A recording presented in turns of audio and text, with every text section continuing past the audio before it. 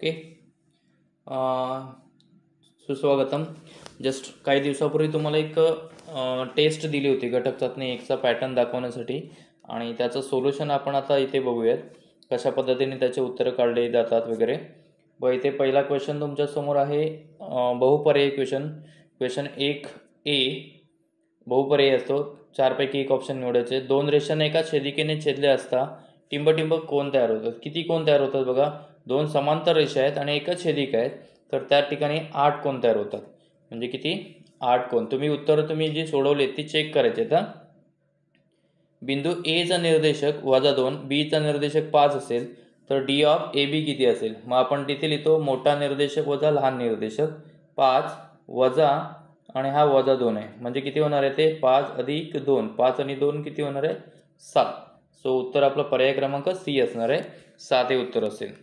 त्यानंतर तिसरा क्वेश्चन आहे, बी क्वेश्चन आहे. बी मधला पहिला जो 1 मार्काचा क्वेश्चन आहे, व्हेरी शॉर्ट आन्सर म्हणून असतो. एम हा ए बीचा मध्यबिंदू आहे. ए बी बरोबर 8 तर ए एम किती असेल बरोबर. मग ए एम बरोबर जो ए बी असतो त्याला अपॉन 2 किंवा 1/2 गुणिले ए बी, याला कारण लिहितो आपण मिड पॉईंट असं कारण लिहितो. आणि 8 मध्यबिंदू असं लिहितो. 8/2 बरोबर किती असणार आहे तर 4. सो ए एम बी बरोबर किती असणार आहे 4 असणार. हे प्रश्न क्रमांक बी मधला पहिल्याचं उत्तर. पुढे एक म्हटलंय की शेजारील आकृतीचे निरीक्षण करायचे. संगत कोणांची एक जोडी लिहा. आता मी समजा पी घेतला तर पीचा संगत कोण कुठला असणार आहे. पीला संगत कोण डब्ल्यू असणार आहे. कोण डब्ल्यू. समजा क्यू घेतला तर क्यूला संगत कोण कुठला असणार आहे एक्स असणार आहे. समजा यस घेतला तर यसला संगत कोण झेड असणार आहे. आणि आर घेतला तर आरला संगत कोण वाय असणार आहे. अशा पद्धतीने हे संगत कोण झाले. व्युत्क्रम कोणांची जोडी म्हणजे झेड मधला समजा अँगल आर घेतला तर अँगल आरला व्युत्क्रम कोण या साईडचा अँगल डब्ल्यू असेल. किंवा अँगल यस घेतला तर त्याला एक्स असेल, अँगल एक्स. एक जोडी लिहायची कुठली पण, हा अँगल आपला आर आहे. ओके. तिसरा प्रश्न बघा, कोणते 2 सोडवायचे ते एक क्वेश्चन एक्स्ट्रा आहे. संख्या रेषेवर ए बिंदूचा निर्देशक 5 आहे. बी बिंदू ए पासून 12 एकक अंतरावरती. आपण एक वर्गामध्ये घेताना बघा या टाईपची अशी आकृती काढली होती. ए समजा आपण इथे घेतला, ए चा निर्देशक 5 आहे. ए या ठिकाणी इथे घेतला, तिथून 12 एकक अंतर. पुढे जर जाणार आपण तर +12 लिहितो. मागे येणार आहे तर आपण -12 लिहितो. ओके. तिथे आपण पहिला बी आणि सी हा बिंदू घेतो. मग बीचे निर्देशक, बी बिंदूचा निर्देशक किती असणार आहे बघा. बी बिंदूचा म्हणजे हा 5 आणि बॅक साईडला -12 असणार आहे. सो 5 - 12 -7 असणार आहे. पुढच्या साईडला सी चे निर्देशक, बिंदू सी चा निर्देशक तो किती असणार आहे की हा 5 आणि पुढे 12 आहे म्हणजे अधिक 12, 12 आणि 5 17 असणार आहे. हे झाले 2 बिंदूचे निर्देशक. 1 मार्काचा क्वेश्चन आहे. त्याच्या खाली 2 मार्काचा ए कृती सोडवा असं दिलेलं आहे. मग प्रश्न विचारतील किंवा ॲक्टिव्हिटी चौकट भरायला वगैरे विचारतील. बघा इथे आकृतीच्या आधारे उत्तर द्यायचे. आकृती आपल्याला दिलेली आहे. किरण आरपीच्या विरुद्ध किरणाचे नाव. आता आरपी बघा इथून इकडे, विरुद्ध किरण म्हणजे त्याच्या अपोजिट या बाजूला असेल. म्हणजे किरण आपण काय लिहिणार आहे, किरण आरपीच्या विरुद्ध आरपी त्याच्या ऐवजी आपण आर एस लिहू शकतो. किंवा किरण आर टी लिहिलं तरी पण बरोबर आहे. किरण आर टी जरी लिहिलं तरी सुद्धा ते बरोबरच असणार आहे. विरुद्ध किरण म्हणजे दुसऱ्या साईडला अँगल मूव्ह झालेला असतो. त्यानंतर यस आरंभ बिंदू असलेल्या कोणत्याही 2 किरणांचे नावे लिहा. म्हणजे किरण यस पासून सुरू झालेलं पाहिजे. जर समजा डावीकडे आलो तर एस टी होईल. समजा उजवीकडे गेलो तर किरण एस आर होईल. परत किरण एस पी होईल, किरण एस क्यू होईल. यापैकी कोणतंही लिहिलं तरी चालणार आहे. यस पासून सुरू झालेलं आहे. ओके. त्यानंतर एक ॲक्टिव्हिटी बघा पुढे. 2 समांतर रेषाने एका छेदिकेला छेदल्यावर होणाऱ्या व्युत्क्रम कोनांच्या जोडीतील कोनांची मापे समान असतात हे सिद्ध करण्यासाठी पुढील सिद्धता पूर्ण करा. बघा हे डी अधिक सी. आता इथे बघा आकृतीमध्ये डी आणि सी हे कोणत्या प्रकारचे अँगल आहेत तर एका रेषीय जोडीतील. बेरीज किती असते रेषीय जोडीतील कोनांची 180 बेरीज असते रेषीय जोडीतील. आता दुसरं तर दिलेच, सी आणि बी पण 180 आहे. पण याला कारण, आता सी आणि बी कुठल्या ठिकाणी आलेत बघा. सी कुठे आणि बी कुठे, त्याला कारण आपण द्यायला पाहिजे आंतरकोन. सो याला 2 नंबरला कारण असेल आंतरकोन. ओके. त्यानंतर 1 आणि 2 वरून आपण काय सांगू शकतो की याचं उत्तर 180, याचं पण 180. हे दोन्ही उत्तरं सेम आहेत. म्हणजे 1 आणि 2 वरून आपण जर त्या दोघांची उजवी बाजू सेम आहे 180 180 तर डी अधिक सी ही डावी बाजू आहे बरोबर अँगल सी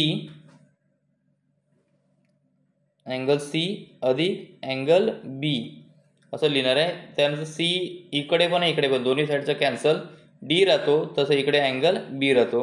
हे झालं आपला आन्सर आहे। म्हणजे यावरून आपण सांगू शकतो की व्युत्क्रम कोन डी आणि बी हे एकरूप आहेत। ओके, ही झाली सिद्धता। त्यानंतर नामनिर्देशित आकृती काढून पक्ष साध्य लिहायचं आपल्याला। बघा इथे त्रिकोणाच्या सर्व कोणांच्या मापांची बेरीज 180 असते, सर्व कोणांच्या मापांची बेरीज 180 असते हे आपल्याला सांगायचं आहे। मग इथे पक्षांनी साध्य लिहायचं, आकृती दाखवायची आपल्याला। ही या टाईपची आकृती आहे। मला वाटतं हा तिसऱ्या धड्याचा प्रश्न आहे, जो धडा अजून तुमचा थोडंसं पेंडिंग आहे।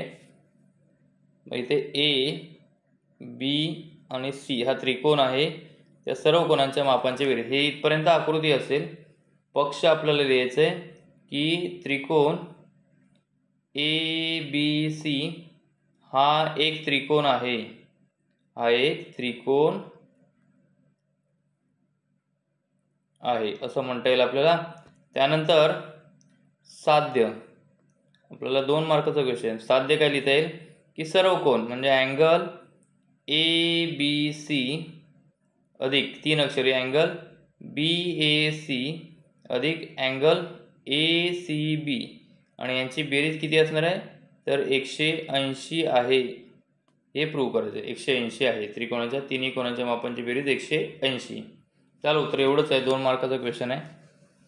देन त्याच्यानंतर बघा पुढे 2 मार्काचं परत RHDचं माप किती आहे। आता हे दिले बघा, हे 85, RHD म्हणजे इथलं माप विचारलेलं आहे, त्याचं माप किती असेल। वरती 85 आहे तर RHD किती असणार आहे, हा सुद्धा डी RHD तिकडे 180 वजा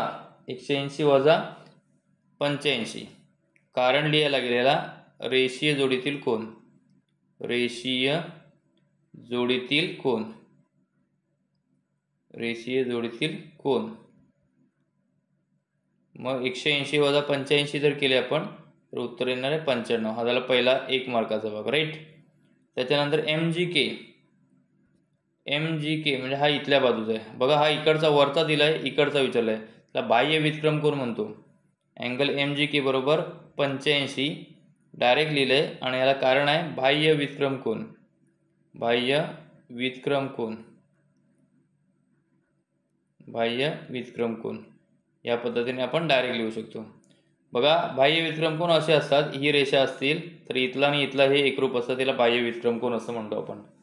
ओके, किंवा हा इथला आणि हा इथला एकरूप असतात, त्याला सुद्धा आपण बाह्य व्युत्क्रम कोन म्हणतो। ए बी सी हे 3 एकरेषीय बिंदू आहेत। AC बरोबर 17, BC बरोबर 7 तर AB काढा। 3 एकरेषीय बिंदू आहेत, इथे त्यांनी 3 कंडिशन आपण घेतले बघा। 3 एका समोर एक रेषा काढली होती, ही पहिली रेषा, ही दुसरी रेषा आणि हा तिसरा, असे 3 भाग आपण करतो। जस्ट मिनिट, पुन्हा एकदा घेऊया। ही एक रेषा, हा एक भाग, दुसरी रेषा दुसरा भाग आणि तिसरी रेषा तिसरा भाग। त्यानंतर ABC एक रेषा बघा, नाव बघा AC आहे, A आणि C देतो। दुसरं नाव BC आहे, B आणि C देतो। त्यानंतर तिसरं नाव AB आहे, A इथे देतो आणि B इथे देतो। ओके, आता राहिलेलं एक नाव बघूया। A आणि C दिलं, तिसरं राहतो नाव तो मी मध्ये देतो। B आणि C देतो, तिसरं नाव राहिलं A, ते मध्ये लिहिलंय। त्यानंतर A आणि B दिलंय, तिसरं नाव राहिलं ते C मध्ये लिहिलं। त्यानंतर बघा आता AC काढायचं आपल्याला। इथे D ऑफ AC बरोबर D ऑफ AB अधिक D ऑफ BC लिहितो आपण। म्हणजे टोटल अंतर AC बरोबर AB अधिक BC, ज्यामध्ये AC ची किंमत किती आहे तर 17 ठेवली तिथे। AB किती आहे काढायचं आहे, D of AB find out करायचं, शोधायचं आपल्याला, आणि BC किती आहे तर 7 आहे।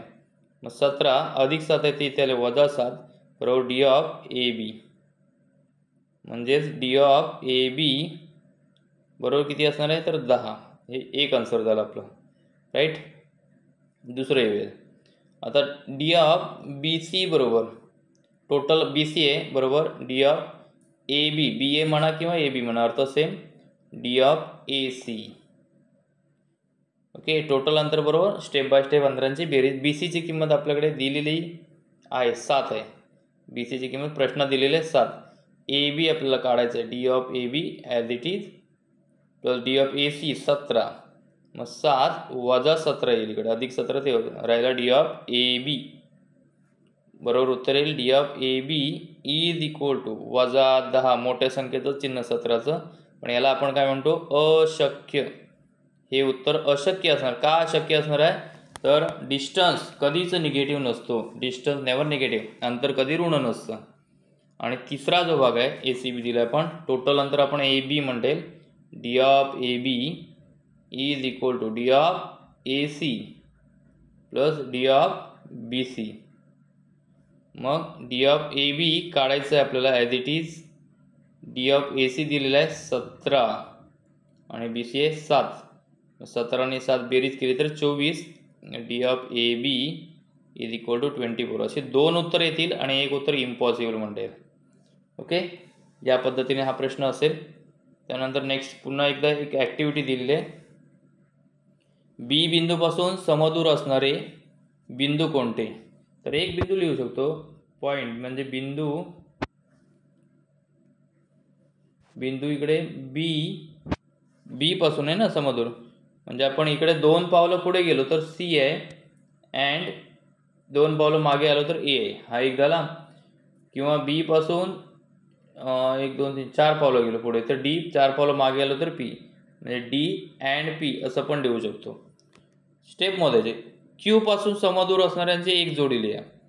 क्यू इथे आहे, समदूर म्हणजे एक स्टेप मागे गेलो आपण तर बिंदू यू, एक स्टेप पुढे आलो तर एल. दुसरी जोडी येते आर आणि कुठला येईल, आरला कुठला येईल, 2 स्टेप मागे 2 स्टेप पुढे पी. हे लिहि, 2 पैकी एक लिहिलं तरी बरोबर आहे, बिंदू लिहिलं तरी चालेल. आणि डी ऑफ पी सी किती असेल, पी सी, पी आणि सी, सीचा आहे 4, पीचा आहे वजा 2. म्हणजे आपण लिहितो मोठा निर्देशक, इथे लिहिलं असतं बघा, मोठा निर्देशक वजा लहान निर्देशक.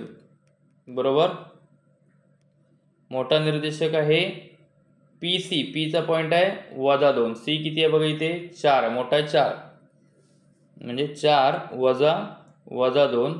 सो इथे 4 वजा अधिक 2, 4 आणि 2 6, म्हणजे याचं उत्तर किती येईल 6 येईल. ओके, त्यानंतर नेक्स्ट आहे बघा, आकृती दिले आणि एक ॲक्टिव्हिटी परत फिलअप आहे. डी बरोबर डॉट डॉट आणि संगत कोण. आता डी बरोबर आकृती बघा इथे 45 आहे, म्हणजे डीचं किंमत 45 येणार आहे आणि कारण त्याचं संगत कोण आहे. हा पहिला झाला. बी आणि डी यांची बेरीज, बी आणि डी यांची बेरीज आहे 180 असेल, रेषीय जोडीतील कोण. त्यानंतर डीचं माप 45 ठेवलं, बी बरोबर इकडे किती असणार आहे 180. 180 मध्ये वजा केला तर उत्तर येईल बीची किंमत 135. मग ए आणि बी सारखेच असतील. ओके, ए आणि बी हे पण किती येणार आहे 135 आणि ए बरोबर पण किती असणार आहे 135. एक मिनटं, हे सारखे नाही, याला कारण लिहायला लागेल. इथे कारण आहे विरुद्ध कोण, ए आणि बी विरुद्ध कोणाच्या ठिकाणी आहेत. सो एची किंमत जर बीचं 135 तर ए पण 135च असणार आहे. So 135 is answer. पुढे परत 3 अंतर दिले आणि कोणत्या रेषेच्या दरम्यान असेल ते लिहायचं आपल्याला. दिलेले बिंदू एक रेषे नसतील तर तसे लिहा असं सांगितलेलं आहे. डी ऑफ एक्स वाय दिला आहे, डी ऑफ वाय झेड दिलेला आहे, डी ऑफ एक्स झेड दिलेला आहे. आपण 2 लहान अंतरांची बेरीज, म्हणजे आपल्याला एक अंतर बघा, इथला मोठं अंतर कुठलं आहे, त्यातलं जे मोठं अंतर आहे ते आपण घेतो. म्हणजे डी ऑफ एक्स वाय मोठं अंतर घेतलं मी, इज इक्वल टू किती आहे 15, नंबर 1. बरोबर, त्यानंतर दुसरं डी ऑफ वाय झेड, उरलेल्या लहान अंतरांची बेरीज डी ऑफ एक्स झेड यांची बेरीज म्हणजे किती येते 7 अधिक 8. 7 अधिक 8 म्हणजे किती येते 15 येते, इक्वेशन नंबर 2. सो आपण असं सांगू शकतो देअरफॉर की D of from X Y, distance X Y is equal to D of Y Z plus D of X Z. हे दोन्ही अंतर सेम आहेत, कारण 1 व 2 वरून असं कारणमध्ये लिहू शकतो आपण, मेन्शन करू शकतो इथे. आणि याचा अर्थ हे सेम येत असेल तर आपण हे अंतर घेतलं, मग एक रेषा काढली आपण, त्याला एक्स नाव दिलं, इकडे वाय नाव दिलं. आता तिसरा जो पॉईंट आहे तो अर्थात मध्ये असेल. सो हे एक रेषीय आहेत, हे तिन्ही बिंदू एक रेषीय आहेत, म्हणजे एक्स वाय झेड, व x dash Z dash Y, म्हणजेच झेड हा एक्स व वाय दरम्यान आहे, झेड हा एक्स व वाय दरम्यान आहे असं आपल्याला म्हणता येईल. ओके. त्यानंतर नेक्स्ट क्वेश्चन. आकृतीमध्ये एल समांतर रेषा, एम समांतर रेषा आणि पी ही छेदिका आहे. तर आर बरोबर 20 अंश, ए आणि बीचं गुणोत्तर किती असेल? बघा, पहिल्यांदा आर बरोबर कोण ए असणार आहे, विरुद्ध कोण हे कारण असणार आहे परत. आणि म्हणजे कोण एचं माप किती असणार आहे तर 20. हा पहिला भाग झाला. आरचं 20 आहे म्हणजे ए पण 20. त्यानंतर ए अधिक बी बरोबर 180. याला कारण असेल आंतरकोन, याला कारण आंतरकोन. ओके. मग एचं माप दिलेलं आहे 20 अधिक बी बरोबर 180. मग बी बरोबर किंवा कोन बी बरोबर 180 वजा 20 बरोबर 160. हे बीचं माप झालं. त्याच्यानंतर रेशो विचारलेला आहे, असं विचारलं आहे A:B बरोबर आपण A/B घेतो आणि A/B बरोबर एची किंमत आहे 20, बीची किंमत किती आहे 160. 20 × 20 20 8 160 म्हणजे A:B 1:8 हे झालं आन्सर. एचं बीचे गुणोत्तर. नेक्स्ट आहे बघा, सिद्धता आहे. दोन रेषा एकमेकांना छेदल्यास होणारे विरुद्ध कोन समान मापाचे असतात. एक सिद्धता आपण पहिल्या लेसनमध्ये बघितलेलं आहे. अशा दोन रेषा आहेत, इथे नाव आपण ए देऊयात, इकडे नाव बी, म्हणजे रेषा ए बी आणि रेषा सी डी परस्परांना आपण गेस करूयात की ओ बिंदू छेदतात. पक्ष लिहूया तिथे. रेषा ए बी व सी डी परस्परांना ओ बिंदू छेदतात. ओके. याला पक्ष. साध्य. आता साध्य काय करायचं आपल्याला की angle AOD is equal to, समान मापाचे म्हटले म्हणजे AOD, त्याला समान माप कुठलं असणार आहे AOD, त्याच्या मापाचा कुठला असणार आहे BOC, अँगल BOC हे समान मापाचे. तसंच अजून एक असणार आहे अँगल AOC, तसंच इकडे अँगल BOD हा समान मापाचा असणार आहे. त्यानंतर सिद्धता.